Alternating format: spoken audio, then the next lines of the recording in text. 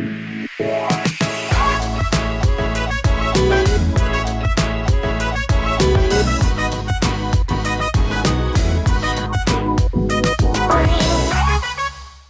everyone, and let's see, green light, hello to everyone who's hopping in online. All right, I already had the introduction of myself. My background is, I did like 15 years in marketing, and then I had a really, really bad work experience. And at that point, someone came to me and said, how would you like to apply your marketing, but like to talent and to people? And because I'd had this bad work experience, I said, well, that sounds pretty cool.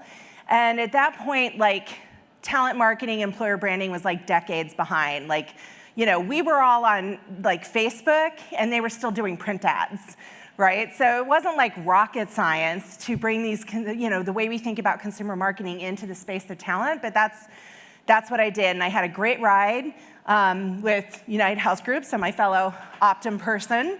And then, you know, I was like, okay, I've written this, and now I want to go, and I want to bring this cross-disciplinary approach, marketing, HR. I also have a bit marketing, technology, and operations, and I wanted to bring that to small and mid-sized businesses, startups, high growth, et cetera.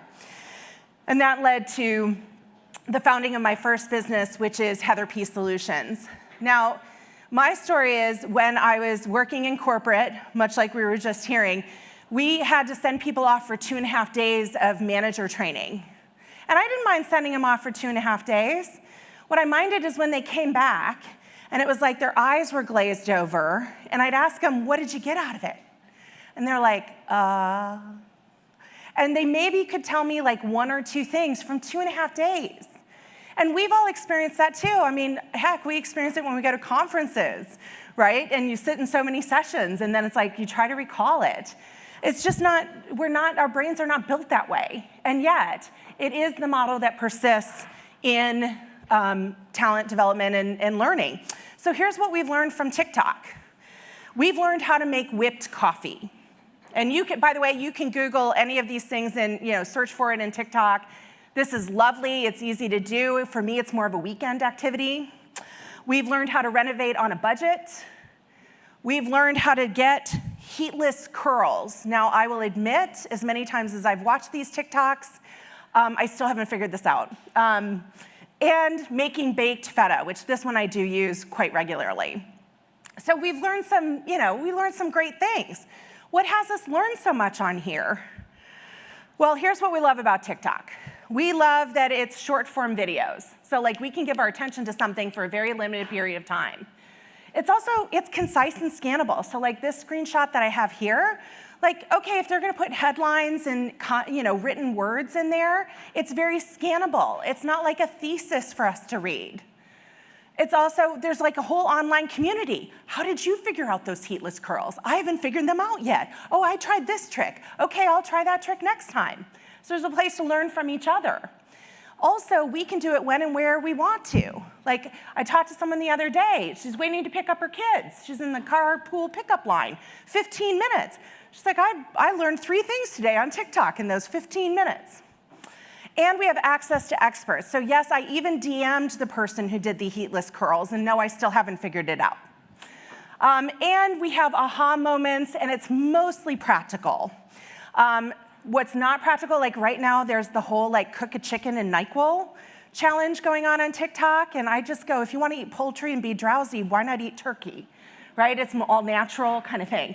But there's a lot of practical things. Like I will tell you, I learned how to peel a banana. And it's not that I didn't know how to peel a banana, but I didn't realize I have someone nodding here. Like you take the banana off the bunch, and I always would start with the top part attached to the bunch. And sometimes it works and sometimes it doesn't.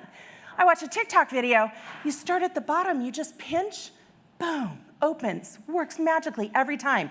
Changed my life as it comes to bananas. But that's not what most training looks like, not at all. And so we're gonna talk about what most training looks like. I'm gonna talk about it in the context of people, leader, and manager training, because that's something I'm super passionate about. So give me a little bit of detour, but I want you to map it on to any place you need to share information, any place you need to train. Like I actually just was registering for a different conference this week. And the whole format for the conference is either workshop, panel, or 20-minute segments.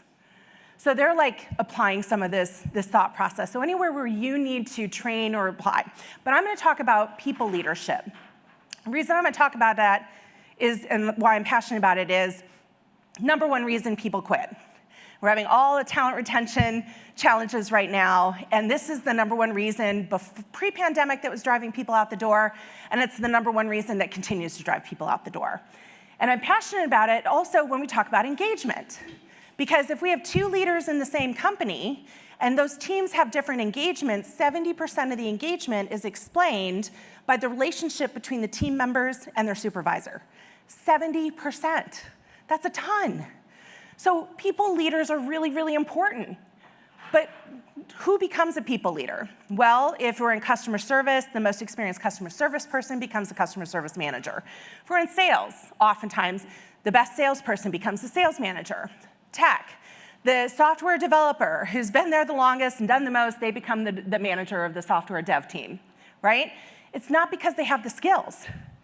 And producing skills through ourselves is very different than producing skills through others.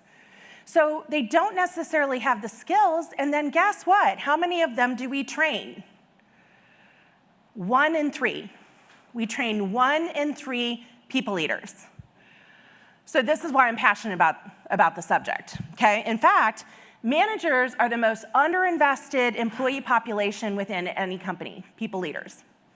So we spend the money on the all-employee because we got to do that compliance stuff, right? We don't want to get sued, and we need to check the box that, yes, we did our harassment training. Or we spend it on the top 20% of the company.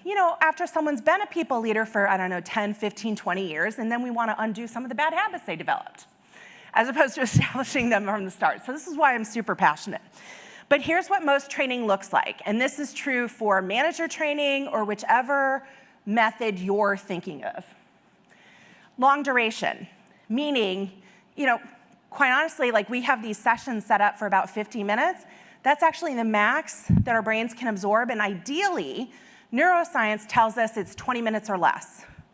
20 minutes or less. That's why I loved this conference that I saw that they were only doing 20-minute presentations. I'm like, oh, they're using neuroscience, those people. It's also too much content at once. And we're going to dive more into each of these in a second. It can be pretty academic. No one's showing me how to peel the banana so that I can peel the banana. A lot of times our trainings, they have to be in person or desktop. And it doesn't fit in when mom's in the carpool line. And maybe we have some access to some experts to ask questions or community. Like if we're in a cohort, we can during that, or we're in a training session, and then we can ask the trainer right then. But what happens when 3 months later, you're trying to actually use the information, and you're like, oh, but what about this? What about that? Who do you have access to? You don't. So that's what it looks like. So let's look about what makes TikTok so conducive for learning. And by the way, it doesn't, for those of you, who might be online and panicking because you're like, my company doesn't let us access TikTok. That's okay. I'm talking about taking the lessons from TikTok and applying it. So first of all, brain science supports that micro lessons, 20 minutes or less, increases our ability to learn and absorb. So we got to shorten up these trainings dramatically. Right? Because that's what we can max walk away with. So that's the first thing that TikTok teaches us is short content, move on. Then this whole idea of cramming, and most of us, if we went to school at some point or another, we might have crammed to try to absorb a lot of content. That actually doesn't work. It doesn't work effectively. And especially if we want someone to be able to recall the content and apply it tomorrow, much less a month from now or 3 months from now. In fact, what neuroscience says is the best thing is to absorb a piece of content, have some time to apply it, grapple with it a little bit, and then you absorb the next piece of content. Absorb it, grapple with it, next piece of content. That's why all of us will also come back from trainings, learnings, conferences. We haven't had that space in between for spaced learning. But TikTok, we do, because you just pop back in to see the next curl hair video. More on brain science, if you can't tell, I'm really keen on brain science, is insights, aha moments. And aha moments are like going from I didn't know to now, oh, I get it. Or even like, I didn't even know I needed to know that. Like, I didn't know I needed to learn how to peel a banana. But that was a revelation, right? That was an aha moment. But it has to be something that's relevant to us. And that's what drives some of that insight is at the moment we need it. That's also why a lot of our learning and development programs don't work, because we offer it within this time, within this place, and not actually when a new manager is dealing with their first difficult conversation, and they're like, oh my gosh, like what was that outline in that tool? What should I be thinking about, and who can I ask for questions? Who can I ask for questions is also the social learning. When I ask a question, that actually deepens the neural pathways in my brain on the topic. When I watch other people interact on a topic, that deepens my neural pathways. So social learning is really important for retention. So NLI, the Neuro Leadership Institute, talks about the 4 conditions. The first, it has to hold our attention. That's the 20 minutes or less, okay? Second, we have to generate. So it has to be, that generation it's something that is practical and that I can apply. So it's me, and then the third is, generation is it's meaningful. Like that's the information I need right now. And then my emotion is, and I don't mean emotion like, we're gonna break down crying at work. What I mean is that we experience some measure of success, we experience some struggle, we experience maybe even some failure. That actually helps us map it into our brain. So like me, I have emotional attachment, if you can't tell already, to the heatless curls. And I keep trying, and I haven't succeeded at it. This is my latest attempt, people. But I'm learning at each step of the way. It's mapping into my brain. And then the spacing, which I already talked about, is having time to try it, and then think about it, grapple with it, and then have the next piece of information and have a go at it. So this is what learning actually requires. Here's the other thing about TikTok. It's just available whenever and wherever you need it. On the mobile phone. You don't have to be at a desktop. You don't have to be in person. The other great thing about TikTok is it actually sends you notifications. You don't have, well, if you have them turned on. You don't have to remember to go into TikTok. TikTok will remind you. But that's not how a lot of our training and development happens in the workplace. We actually are going to send people into a totally different system, and they have to remember to go into that system, versus making it more in the flow of their life and the flow of their work to be able to access the information. And it's a resource people use. TikTok people use.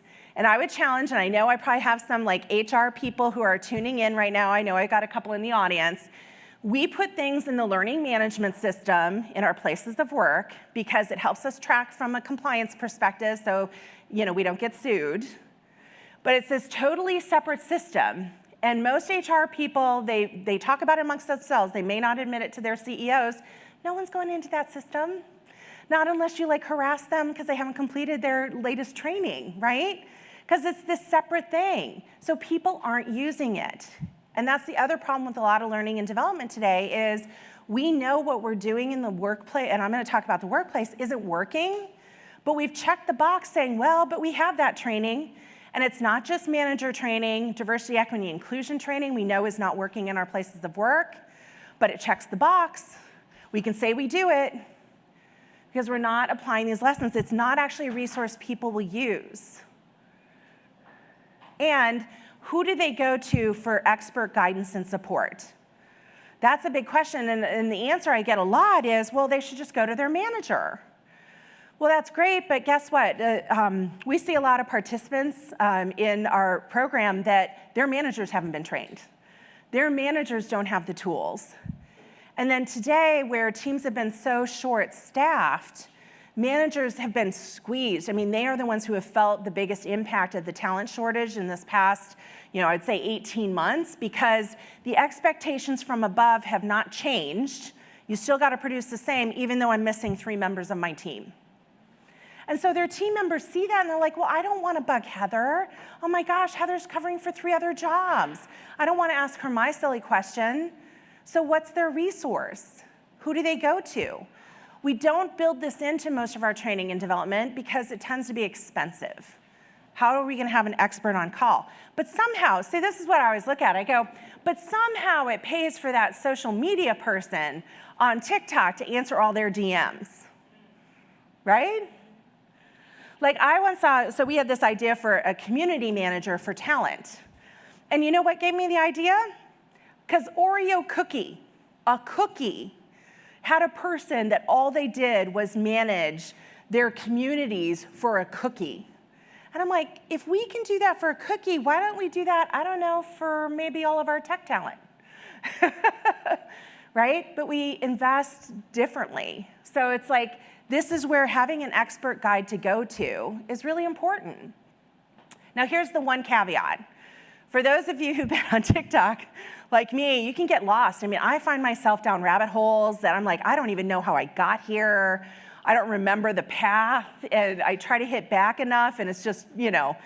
So it's unguided, which that is totally fine in TikTok, but it's the one thing that wouldn't necessarily work in learning and development, because sometimes people don't know what they need to know.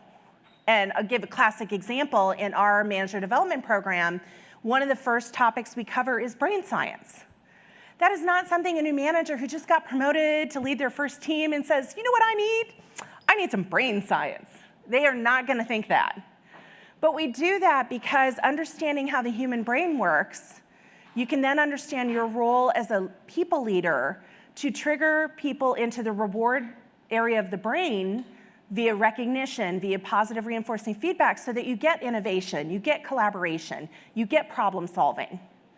But if you don't understand that's what's going on, then you don't do that. So I had a chief technology officer that I was doing a presentation, and I explained this whole idea of brain science. And especially right now, in the world we've been operating on with these layers of stress, people are like, a lot of brains are right on the edge of being triggered, the slightest thing. And that's where we have like people reacting a bit more. And I explained, like, our job as people leaders is to get people working out of the productive or the reward part of the brain. And I went through the whole spiel, which I'm not going to do today. But at the end of it, he came up to me, and keep in mind, this is the chief technology officer of a Fortune 100 company who had been leading technology for 20 years. And he said, you know, I never got why people kept wanting me to thank people for doing their jobs.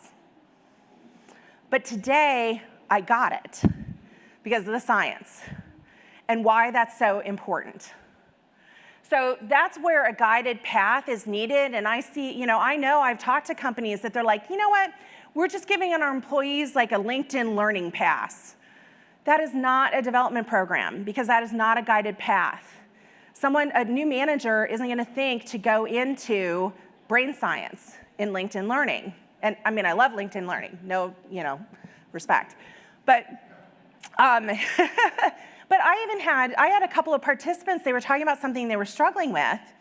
And I was like, oh, you're talking about managing up. And they're like, oh. So they wouldn't have even known what to search for. I actually had this experience last Friday night, and props to the developer, and many of you will laugh, when I'm like, so I have this web page for my site, and I can't figure out how to have this button go down to this area. And of course, this is like, 101, and they go, oh, you want an anchor link.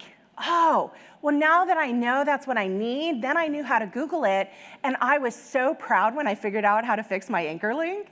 But I didn't know that's what I needed. So that's the one caveat that I would not apply from TikTok. So why not reinvent what's not working? Why not? And yet we don't. We really don't, and especially in our places of work.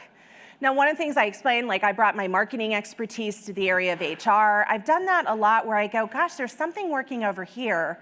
Why don't we apply that over there? Not because I'm so brilliant or so smart. It's just like that's kind of how my brain thinks. And I know that's the way a lot of startups and founders think too. Like you see a gap that is, may seem obvious, but you see an opportunity to solve for it. Well, this is one of those. We know people are using TikTok, so why are we not reinventing training to do that? And as I mentioned, like manager training is super important to me and passionate to me. And I looked across all the offerings, including a lot of startups that are in Series A, et cetera, and no one had that. So that's what I found in my second company, which is Awesome People Leaders. And I'm not going to go into it in depth, because if you want to learn more about it, I'll have a QR code. But it was literally taking these lessons from TikTok that hold our attention, that help us learn how to peel a banana, really practical, really actionable, holds our attention span, is available when we need it, how we need it, and I just applied it to this space. And that's what I would love to see us doing across every place that we need to communicate or we need to connect or we need to train people. And that's my whole deal. So I'll take questions now if anyone wants to chat about it. I went fast.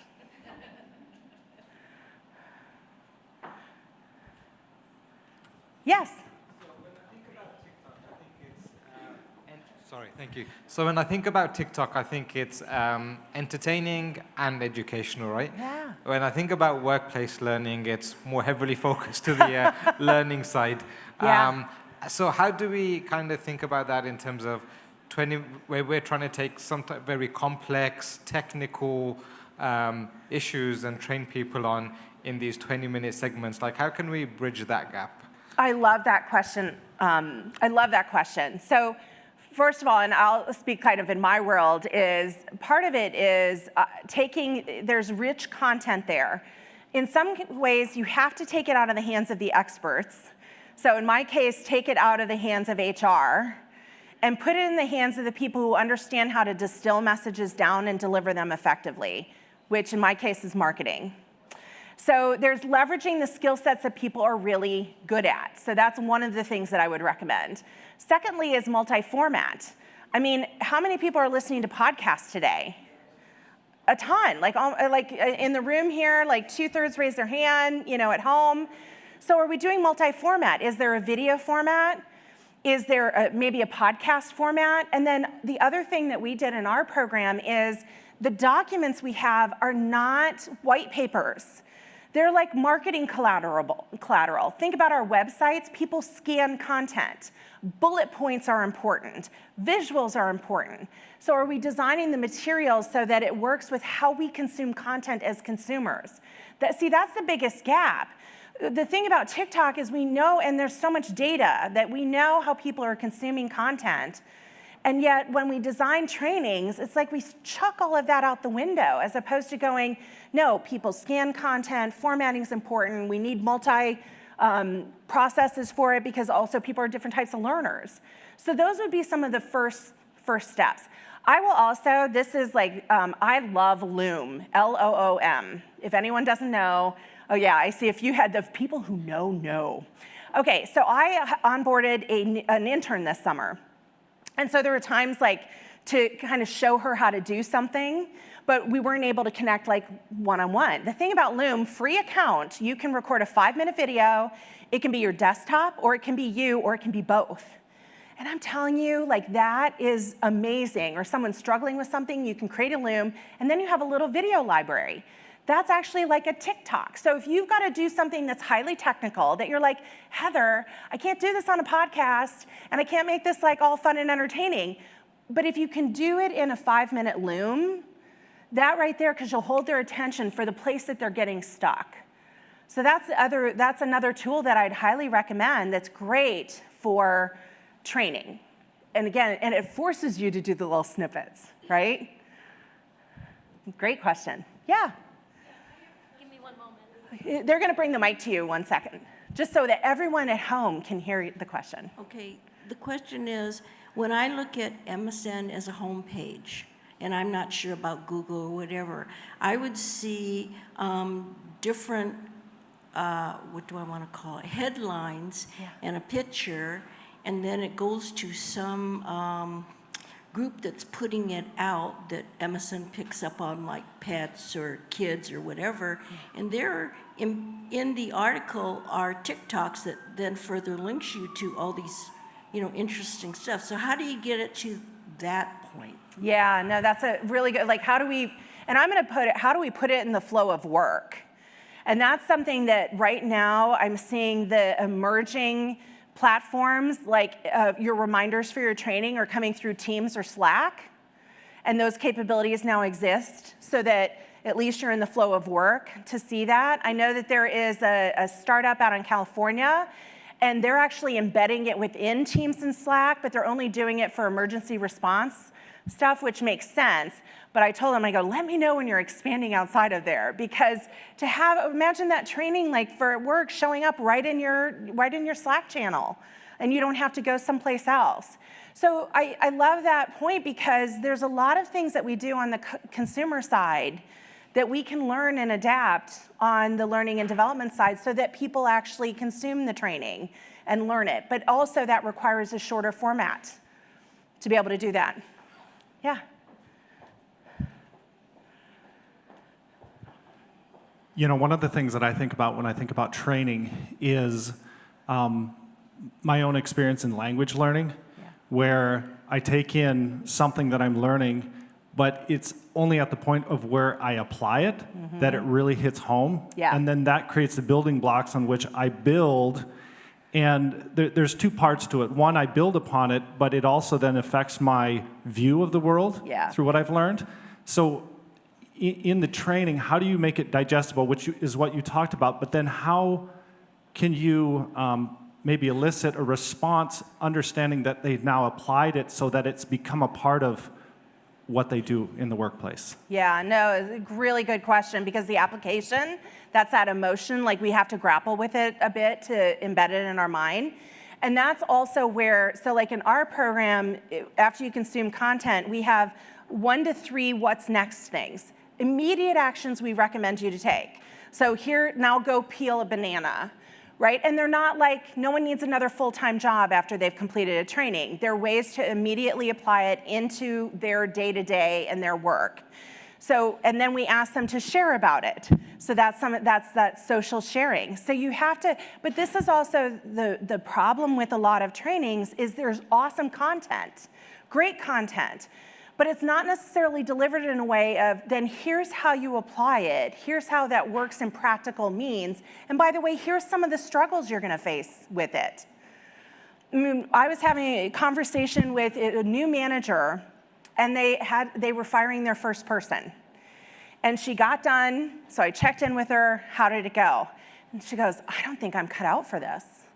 Okay, tell me more. And she goes, I lost sleep last night, I was nauseous this morning, I hated it, so I don't think I'm cut out to be a people leader. And I said, you're exactly cut out to be a people leader, because you're human. And by the way, it doesn't matter if it's your first time, or I said, you know, I led teams for 20 years. I still didn't sleep the night before, was still nauseous the morning of and couldn't eat, because that's what happens if you're a human leader.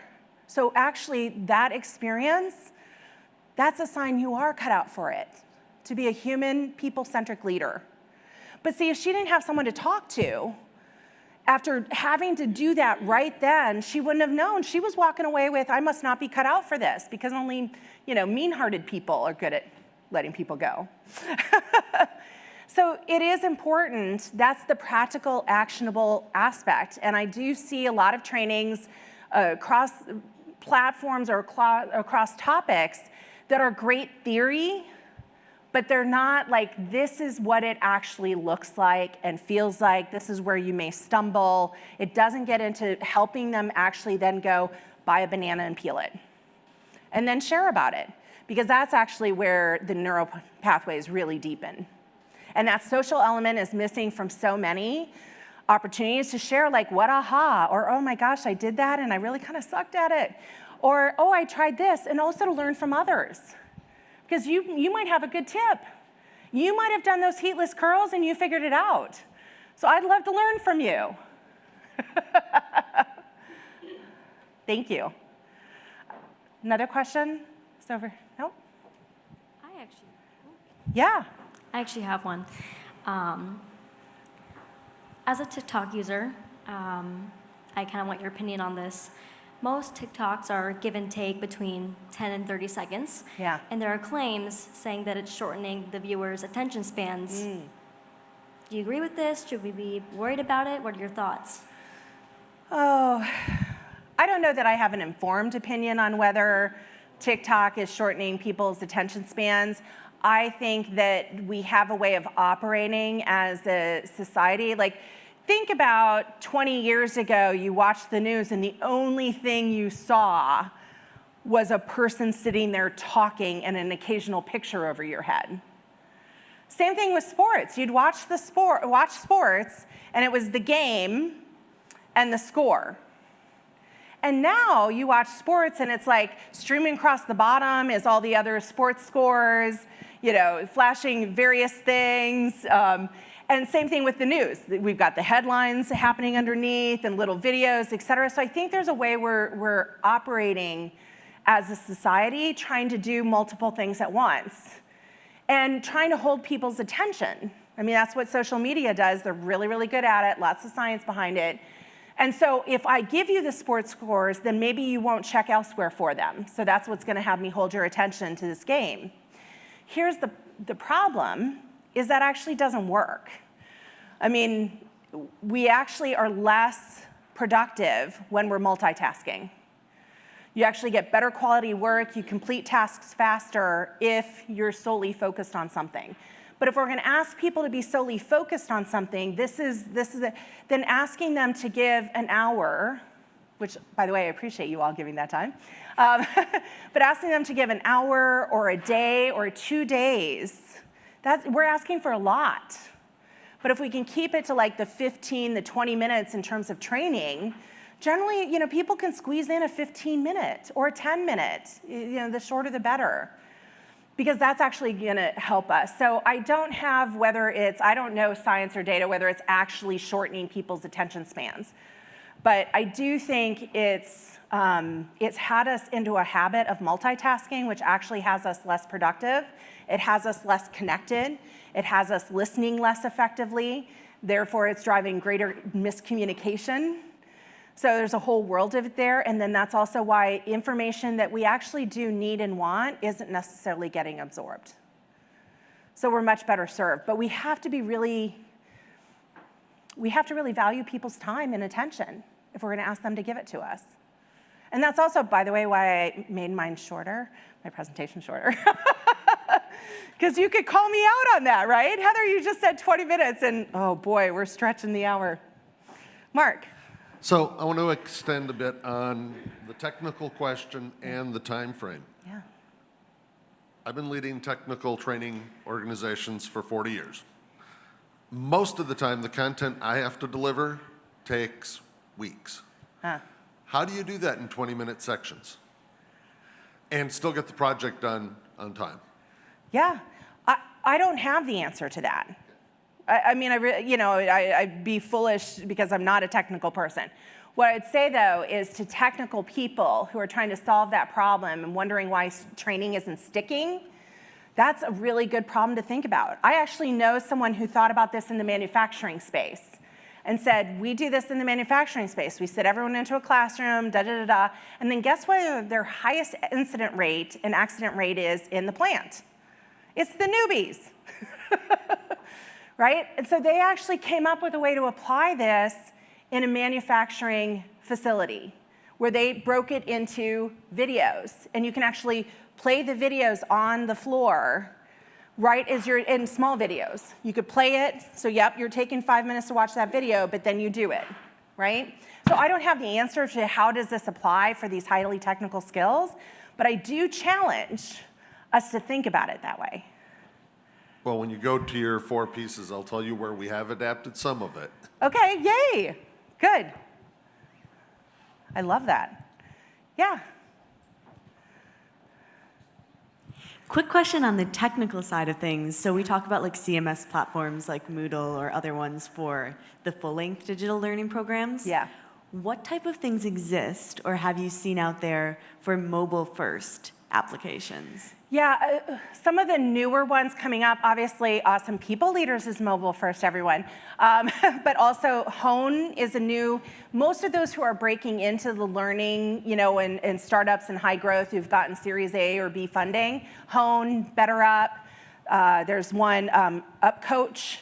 Those are all like the newest formats. In fact, SHRM, Society of Human Resource Management, just launched their own manager training program and mobile first, and it's the first time SHRM has done anything mobile first. So I would say those emerging platforms and any new programs that have been delivered, really, I would say 6 months, because I did a competitive review last summer, and it was like nobody was doing mobile first. But that part of the problem in bigger companies is they've got these, they don't have emerging platforms for learning management systems.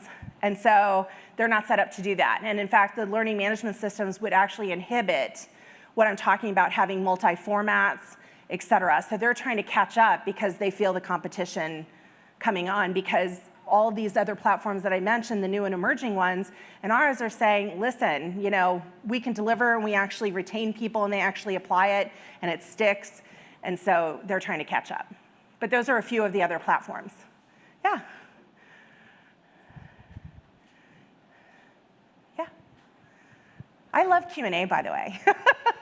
I guess this is more of an observation than a question, but when you just said, hey, I actually stuck to 20 minutes instead of taking the full hour, I was like, oh yeah, and this is probably the first workshop that I've been to that I haven't checked my emails halfway through, even though all of them have been super interesting that I've gone through, but I haven't been distracted by my phone, and I don't feel like I've missed out on getting any less content than any of the other workshops. So I appreciate that. Thank you. Awesome. And for those of you at home, I did not pay him. I really did not. Yeah. Yeah. Well, because, you know, we can give 15, 20 minutes to something, but then our mind wanders, and after 50 minutes, we are done. We're absolutely done. Awesome. Well, if there's no further questions, I'm going to close this out, but I'd love to hear from you. I'd love to connect with you, and I'd love to hear how we solve for these really complex things in highly technical spaces. So thank you all. The questions have been awesome. Thank you.